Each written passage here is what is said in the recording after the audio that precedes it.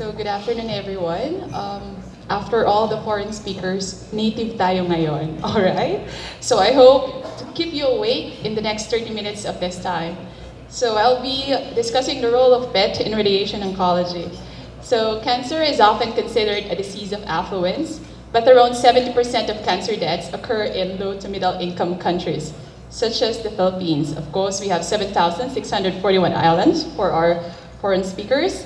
And we have a population of around 100,981,437. So that is based on the 2015 of Philippine Statistics Authority. And I think majority of us here are based on Metro Manila, NCR. We are densely populated at the National Capital Region. So for males, the highest incidence of mortality would still be lung cancer, prostate, this is followed by prostate, the liver, the colorectal, and leukemia. This is based on the GlobalCan 2012. For females, on the other hand, you still have the breast. This is followed by the cervix, the colorectum, the lung, and the liver. So for both sexes combined, you still have the breast, the lung, the prostate, the cervix uteri, and the colorectum.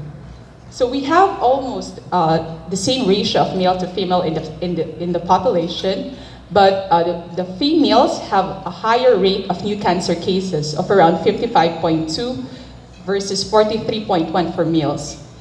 And again, these are the 5 most common causes of cancer mortality in our country. So I've been tasked to discuss the role of PET right now in the era of a multidisciplinary approach in cancer management. So this is my outline, and I'll be starting on the evolution of radiotherapy. So we started with 2D, that is X-ray, and because of multimodality imaging, we now have 3D IMRT down to IMRT, which is the current standard of care for other malignancies. So this is the evolution in a nutshell. So we started with the first cleanup around 1960s. This is followed by the cerebral blocking to reduce the doses to our normal tissues in the 1970s. And of course, the birth of the multi-leaf collimator, which radically changed the dose escalation era. So we were able to dose escalate. And during the 1990s, we are now then able to reduce the doses to our normal tissues without compromising local control. And around 2000, functional imaging such as PET was introduced, hence the term adaptive radiotherapy was coined. So that is the scientific version. We now go to the native version, or the layman's term. So in layman's term, 2D is equivalent to black and white TV. So you have IMRT, the introduction of multimodality imaging, colored na yung TV, and then nowadays, the introduction of adaptive imaging, which has brought to us by SBRT. So as you can see later on, I'll be showing on the NCCN that adaptive radiotherapy has become one of the standard of care, especially in lung cancer cases. So I'd just like to define some terms in radiotherapy so that later on I will be using abbreviations. So when we say gross tumor volume, this is what we see and palpate clinically. And it's also what we see in imaging. So in layman's term, we can say that we draw the structure in CT scan. But on a radiation term, social term, we use the term contour. So for us radiation oncologists, we contour the area of where the tumor is. So we call it the gross tumor volume. This is then added with a margin of around 1 to 2 cms, namely the clinical target volume. So this accounts for the subclinical disease spread. So as you can see, there's the GTV, and this is the CTV. So the CTVs also included the high-risk lymph nodes. So this is not included in this slide, but in this slide, this is also part of your CTVs. So we add additional margin again, and this is termed as the PTV. So the PTV is your CTV plus additional margin of 0.5 to 1 cm. So as you can see in radiation therapy, not only do we give radiation to the tumor, but we also give radiation to the normal surrounding tissues.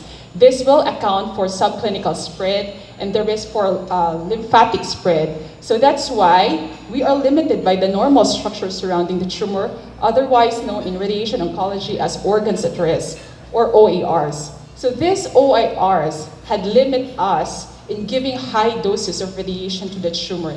That's why we ventured into multimodality imaging so that we can decrease the dose to our organs at risk and increase the dose to our tumor without compromising local control and patient toxicity. So these OARs are always capped by those constraints, what we call in radiation therapy. We cannot exceed with that because exceeding causes decrease in quality of life for a patient. So the potential for imaging had enabled us to detect the lesions better and earlier. So as you can see in this slide, this is a lung cancer patient who came in for recurrence. Using CT scan alone, it would be hard for us radiation oncologists to detect or to delineate where the tumor would be. But once fused with PET, we're able to determine the target better. And of course, the incorporation of multimodality imaging has definitely improved staging. So this is a lung cancer case. So as you can see, there is uptake in both of the adrenals. So this patient, instead of giving radical treatment, would now be subjected to a less aggressive treatment, or palliative treatment, I should say. So in radiation oncology, the incorporation of multimodality imaging has, of course, really helped us identify targets. For example, in this case, we are able to detect also the areas where we could deliver higher doses of radiation or de-escalate. For example, if we know that the tumor is hypoxic, we tend to give higher doses of radiation. This is because hypoxia causes radio resistance. Thereby, we need to give higher doses to improve local control. Now, in cases wherein the tumor is radiosensitive, such as the oropharyngeal cancer with HPV infection, they are radiosensitive, so that's why we dose de-escalate. So we don't give the definitive dose of 70 gray. Right now, studies have been shown that as much as 50 gray local control is equivalent. So again, that's where those distribution come in, and of course, evaluation of therapy and response. So this is the radiotherapy planning process in a bird's eye view. So we usually had patients undergo CT simulation. After tumor localization, we now put fiducials, and together with our physicists, we do the treatment planning. And after treatment planning, there's virtual simulation to see if the patients have been simulated the same way in CT scan before giving delivery of treatment. Now, where does PET come in here? So PET is usually incorporated in these areas. So it's either for diagnosis or for treatment planning.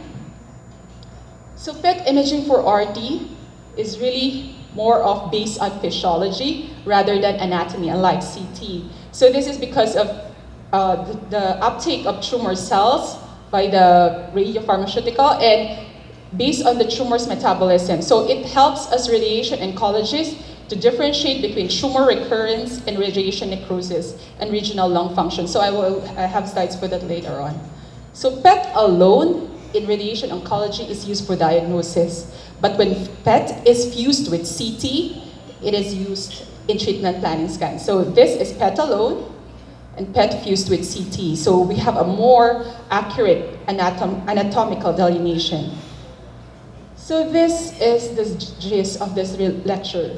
Really, for diagnosis, again, as I mentioned ago, you can use it for detection, for staging, for treatment modality selection, for outcome and prognosis, and therapy evaluation and follow-up. So when PET is used for diagnosis, scan geometry is less important, and fusion or image registration with other imaging modalities is less critical. But when you use PET for radiation treatment planning, you need to fuse it with CT. This is for target delineation to guide us where to dose escalate or de-escalate. And at this point, patient positioning, immobilization, scan geometry is very important. And of course, we need to fusion and image registration capabilities are very mandatory. So I'll just run through a few of the radiopharmaceuticals that are widely used in radiation oncology. I think the most widely used and routinely used is your 18-FDG, which is a glucose analog, that is uptake by tumor cells and tumor-associated inflammatory cells, which is one of the pitfalls for 18-FDG.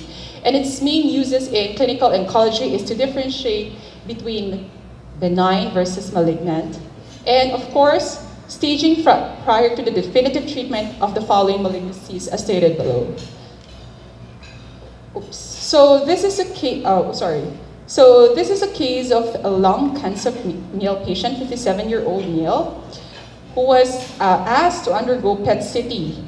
And the patient was initially a candidate for chemoradiation therapy. However, upon undergoing PET-CT, they noted that the patient had bilateral adrenal metastasis as well as metastasis to your hilar and mediastinal lymph nodes. So instead of undergoing chemoradiation therapy, the patient would now be then subjected to palliative chemo.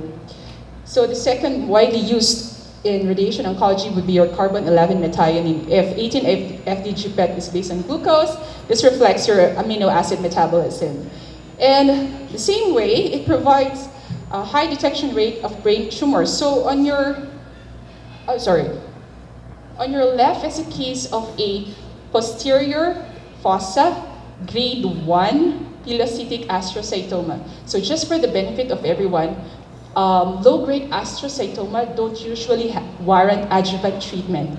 But in cases of subtotal resection or recurrence, that's where we come in. So this is a post-operative case. So it should not need radiation. Based on 18-FDG, it's negative, but based on 11-carbon methionine, you can see there is residual tumor in the midbrain. So we need to subject the patient to additional radiation therapy. So it helps us delineate structures much more better.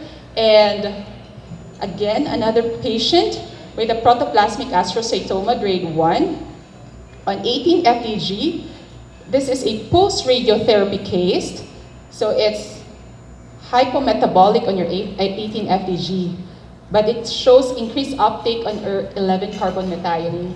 So since this is post-radiotherapy, we need to sit down with our team to determine the adequate treatment for this patient.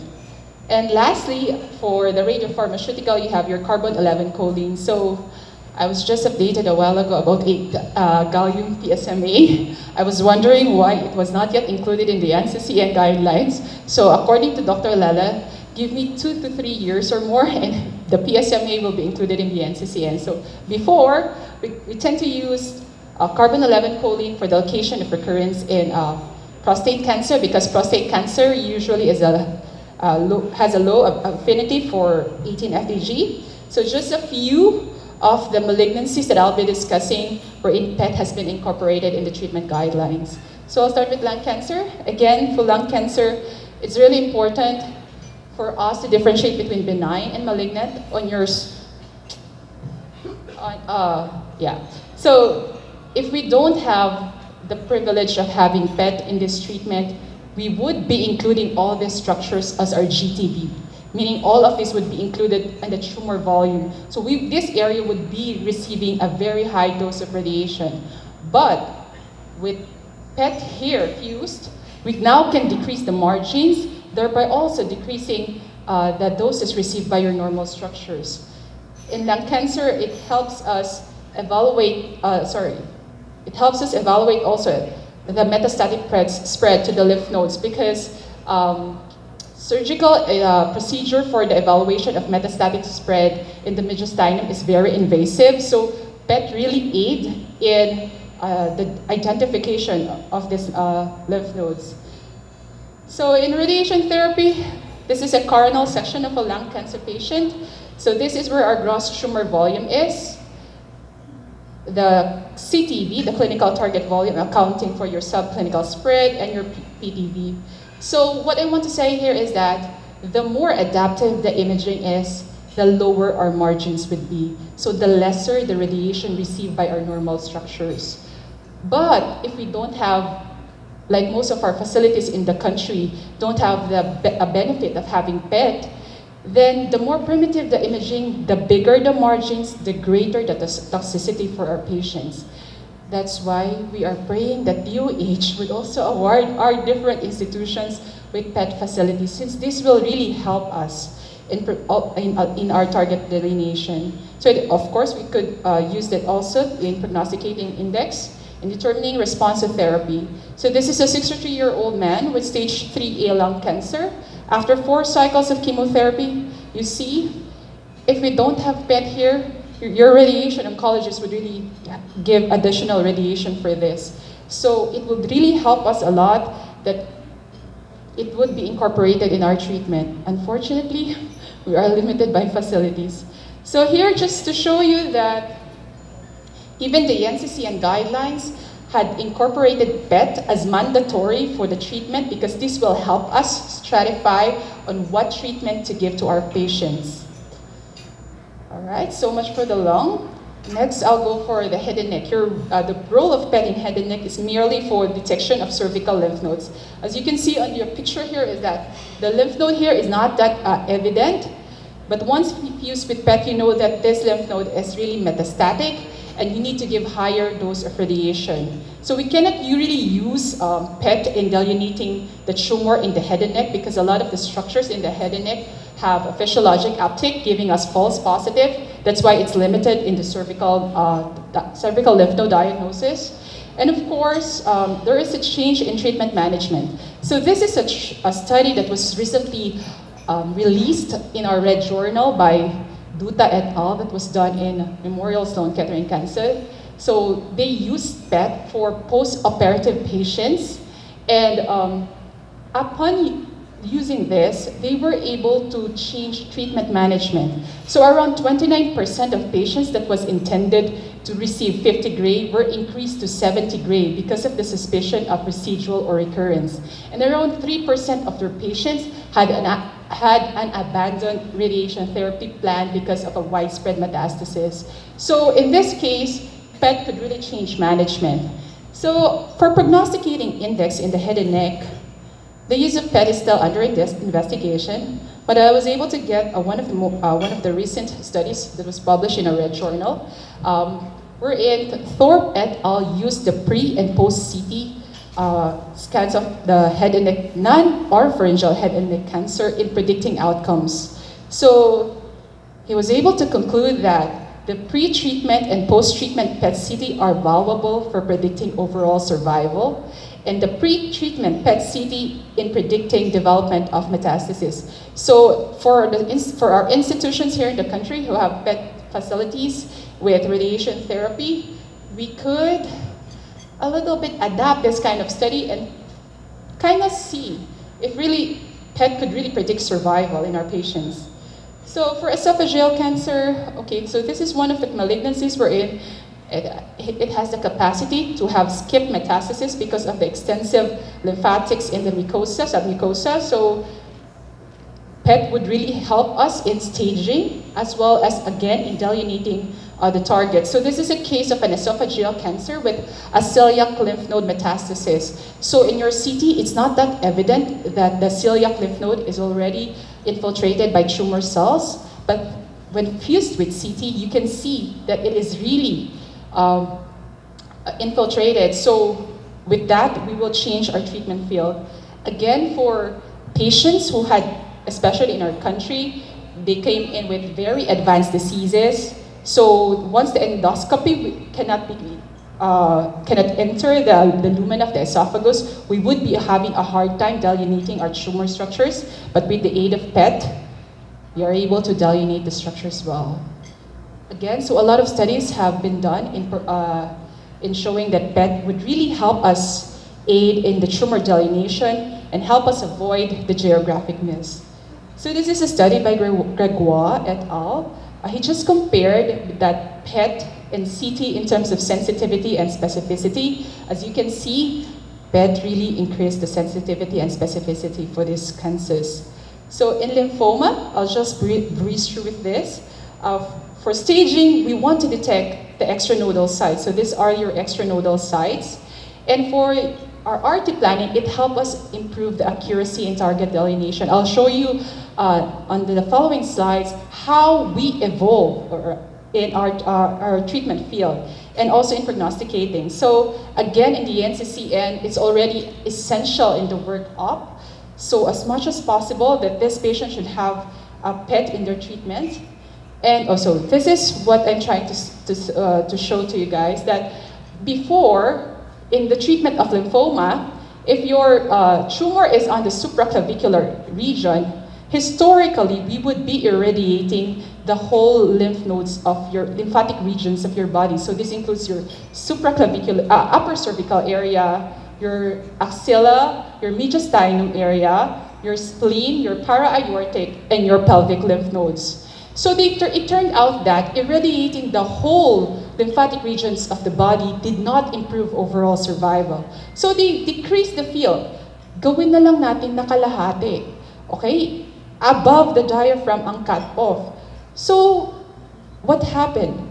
This radiation field still has a predicament within cases of secondary malignancies, especially for females who had been treated with radiation, with the mantle field, as we call it in radiation oncology. They have a high rate of breast cancer, as well as high rates of myocardial infarction. So again, we decreased the field, and this time it turned out to be one field above and one field below. But still, these patients are at risk for a lot of toxicity. That's why, with the advent of PET, we are now able to decrease the field down to the localized version. That is the involved lymph node region only. Hence, it became the current NCCN guidelines. So again, as what is mentioned by Dr. Shen a while ago, PET is used on the treatment of Hodgkin's lymphoma in determining treatment outcome, efficacy of therapy. Just to show you, so this is a magnified version of involved field radiation therapy. So in our center, in Jose R. Reyes, since we cater to class C and D patients usually don't get to afford PET. So that's why we will be treating patients with the IFRT instead of ISRT. Imagine, we get to increase the field size, thereby increasing the dose and toxicities to the normal tissues. But with PET in it, we are able to decrease it and cater it or adapt it according to the tumor's functionality. So just a few pitfalls for FDG PET. Physiological uptake or muscle construction would give us false positive. Recent therapy, false negative. Tumors with low FDG affinity, such as prostate, cannot be visualized, and small lesions and unable to detect peritumoral spread. So again, like for the head and neck, we don't really use it because of the physiological uptake of some organs, such as your salivary glands, your vocal cords appearing here with high uptake, and of course, inflammation. So to summarize, the role of PET had enabled us to detect lesions much better, improve staging, identify targets much more accurately that would guide us radiation oncologists into the dose escalation, and of course to evaluate therapy response.